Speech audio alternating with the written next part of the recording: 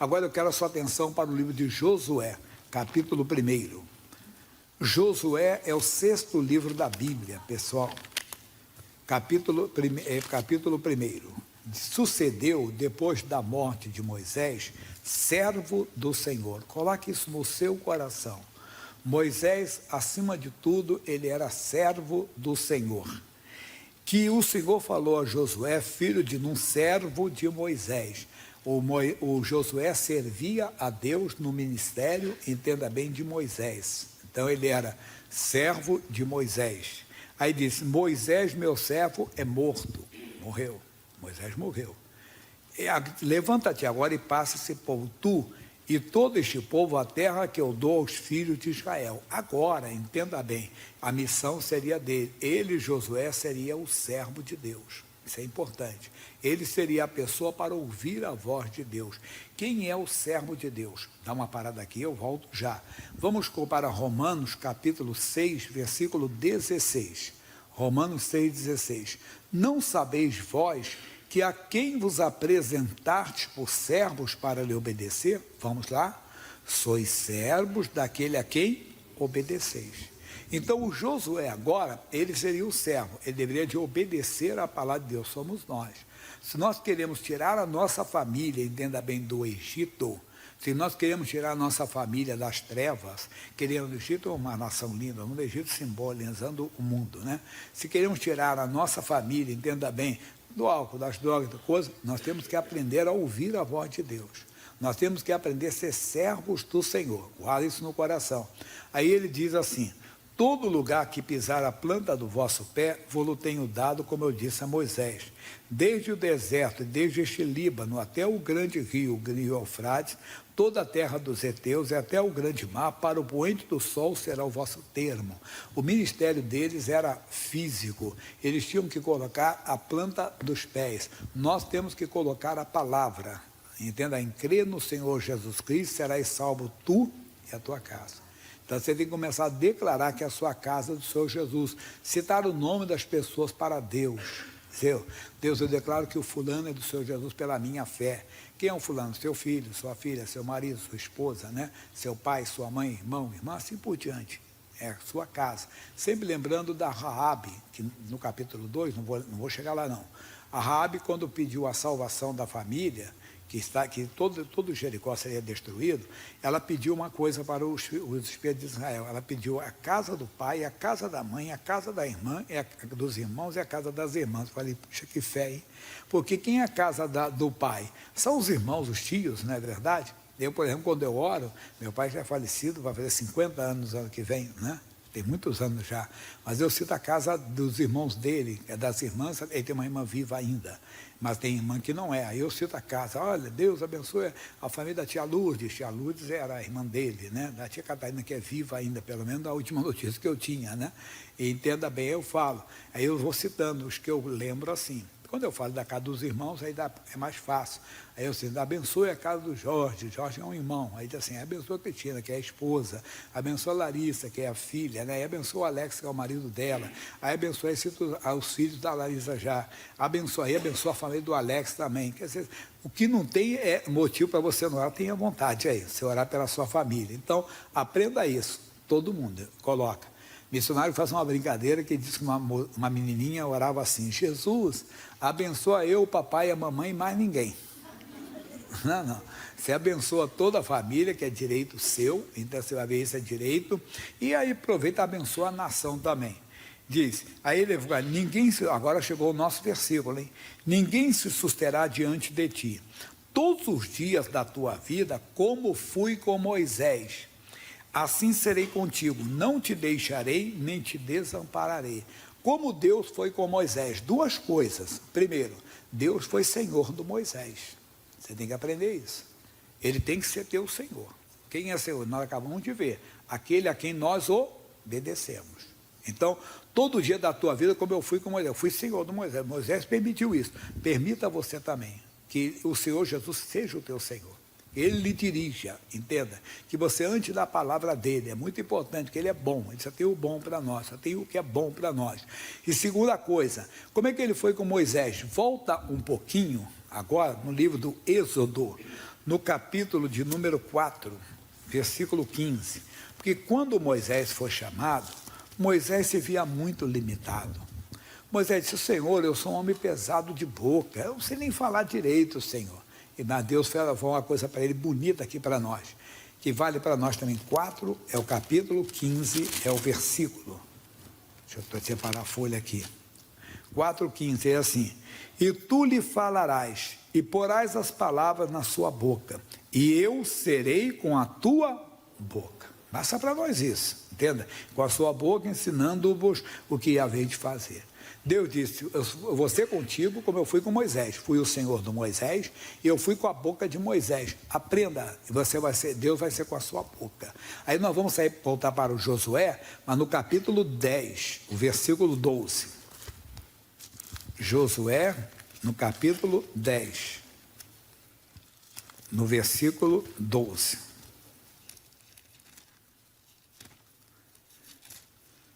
10, 12, ele diz: então Josué falou ao Senhor no dia em que o Senhor Deus amorreu nas mãos dos filhos de Israel, e disse aos olhos dos israelitas: Sol, detém-te em Gibeão, e tu, lua, no vale de Aijalon. E o sol se deteve, e a lua parou, até que o povo se vingou dos seus inimigos. Isso não está escrito no livro dos Retos? O sol se deteve no meio do céu, e não se apressou a pôr-se quase o dia inteiro. E não houve dia semelhante a este, nem antes nem depois dele, ouvindo assim o Senhor a voz de um homem, porque o Senhor pelejava por Israel. O que o Josué fez, hoje a ciência diria o quê? Loucura, não pode de maneira alguma. Como é que ele vai parar o sistema solar? Não, o que o Josué queria, Josué não tinha entendimento científico, né, que existe hoje, aliás, nem ele nem ninguém daquela época, mas quando o Josué falou o que ele queria, ou lua, ou noite não chega, ou sol, ou dia não vai embora, porque Israel estava vencendo a batalha, no outro dia o inimigo iria se reagrupar e a batalha seria mais árdua. O que ele queria? Que a noite não chegasse, o dia não fosse embora, mas ele não tinha entendimento, vamos dizer assim, de astronomia, essas coisas. Então, o que ele fez? Ele determinou que ele entendia. Não é para você agora, entenda bem, querer fazer algo que Deus não mandou. Ele foi inspirado. Lembra, eu serei contigo como eu fui com Moisés. Foi uma inspiração dada pelo próprio Deus. Ele andava ligado com Deus. Mas, pastor Gélis, não conseguiram explicar isso. É verdade. Eu tenho falado para vocês, já pensou se nós trouxéssemos a Sara para os dias de hoje? Lembra que eu falei semana passada? A Sara chega lá no médico, né? Chega lá no obstetra, chega lá como é que é, o ginecólogo, chega lá no médico, né, que cuida mais das mulheres lá, e diz assim: o doutor, eu vim aqui que eu estou grávida. Imagina, 89 anos. Como é que é o seu nome? Sara, tá falando de tal. Tá bom, você nasceu em que ano? Nasci em 1935. Ah, tudo bem, você vai fazer 90 anos. Seu marido, ele só tem marido? Claro, se eu estou grávida, que eu tenho marido. E assim, quanto é o nome do seu marido? Abraão. E qual a idade dele? Ele tem 99, vai fazer 100 anos. Ele nasceu um pouquinho antes de mim, nasceu em 1925. Ele vai fazer 100 anos já. A senhora está grávida. Por que a senhora está dizendo que a senhora está grávida? Eu fiz o teste de farmácia. Isso aí tem muito erro. Vamos fazer o teste de sangue aqui, fez. Deu positivo, deu certo. A taxa está lá em cima. Ele manda fazer uma ultrassonografia, está lá o embrião. Ele chama o professor dele, o professor vem aqui, tudo que eu aprendi está dando tudo por terra agora. Por quê? Porque não dá para explicar. O Senhor Deus, ele fala, isso é muito importante. Por que isso acontece? Nós vamos para o livro de Isaías, capítulo 44, versículo 25. 44, 25. Ele diz: que desfaço os sinais dos inventores de mentiras. O diabo é um inventor de mentiras. E enlouqueço os adivinhos, que faço tornar atrás os sábios e transtorno a ciência deles. Transtorna. Diz assim: mas peraí, como é que pode uma mulher dessa engravidar? Não pode. Qual foi a sua última visitação, dona Sara? Nem lembro, tem tantos anos isso. Como é que eu vou lembrar disso? Nem dá para lembrar, né? Tem tantos anos, entenda, não dá para explicar. Quer dizer, ele transforma a ciência deles. A mesma coisa. Chegava aqui o cientista e ia explicar: não pode, o que o José Sol não para, porque é uma rotação assim da Terra, senão haveria um desastre. Não sei como a fez. Claro que não é, pessoal, coisa da sua cabeça. Você vai orar agora, pessoa, todas as mulheres acima de 80 anos, vem aqui que eu vou orar para vocês engravidarem. Vou passar vergonha, irmão. Não é? Não é nada disso. Foi uma inspiração que veio, ele orou. O que eu estou querendo agora vem no versículo seguinte. Sou eu quem confirma a palavra do seu servo. É isso que nós falamos aqui. É Deus quem vai confirmar a palavra do seu servo. Agora você tem que ser servo. Tem que ser servo. E nós não queremos ser servos. Aprendemos que servo é aquele que obedece. Talvez estamos obedecendo pouco. Por isso, vamos dizer, as manifestações de Deus são poucas na nossa vida. Nós temos que aprender, entenda bem, a obedecer a palavra de Deus. Que nem sempre nós, quando eu falo nós, eu também estou incluído. Por exemplo, a Bíblia diz para você não difamar o seu próximo às escondidas. Mas quantas vezes nós fazemos comentário a respeito de alguém? Sim ou não? Não é verdade? Todos nós, quando fala, e aquele cara, não falava ver aquele cara é chato, e aquele cara é um cri-cri, e aquele cara é esquisito, aquele cara é não sei o quê, aquele cara merecia a nossa oração, porque a Bíblia diz, bendizei o que vos maldizem. É isso que temos que fazer, entenda? E não estamos fazendo. Quer dizer, nós não estamos cumprindo a palavra de Deus como devemos. Não estou querendo acusar ninguém, foi eu que eu me incluí. É que nós temos que vigiar mais, tomar mais cuidado. O grande problema é que às vezes a pessoa não quer aprender. Quando faz, não é bem assim não. Disse um sábio que a pior coisa é ensinar quem sabe. Não é verdade? O cara já sabe, ele vai sempre questionar o que você fala. Jesus falou que nós temos que ser como meninos. O menino não vai para a escola para aprender. Eu contei que meu neto, eu tenho os netos, né, o neto mais velho, ele vai estar todo bobo que está aprendendo a ler, né? E ele vem na rua, já vai olhando as placas assim, vai lendo, tal, né? Vai falando assim, isso, aí fica bonito. Olha, aí vê o nome do mercado, Iró, aí vai lá colocando o nome, né? Vai ali, se tem um S diferente ali, aí vai, quer dizer, está aprendendo, quer dizer, ele não vai para a escola para ensinar, para você, vai aprender. Então nós temos que aprender com o Espírito Santo. Vamos ser servos de Deus, se queremos ter a manifestação dele, que vai transtornar ciências. Eu contei, não contei hoje eu não contei, mas já contei várias vezes aqui, um caso de uma senhora de Mogi das Cruzes. Mogi das Cruzes é grande, São Paulo é aqui perto, Mogi da Guaçu é mais interior, né? E depois de Campinas subindo. Aí ela conta que o pai dela, com 80 anos de idade, estava com um problema sério, e estava internado numa UTI. E o médico reuniu a família, olha, o calção dele está muito inchado, ele é óbito a qualquer hora. Ela disse, pastor Jaime, eu entrei lá no quarto, onde ela estava na UTI, levei, conversei com o papai, ele estava falando, estava sóbrio, eu falei de Jesus e tudo, e fiz a oração. E quando eu saí da sala lá do quarto lá, encontrei meus irmãos lá do lado de fora. E eu estava muito convicta na fé, disse, papai está curado em nome de Jesus. O médico vinha passando. Ele disse, respeito a fé dela, mas o coração dele está muito inchado e isso é óbito a qualquer hora.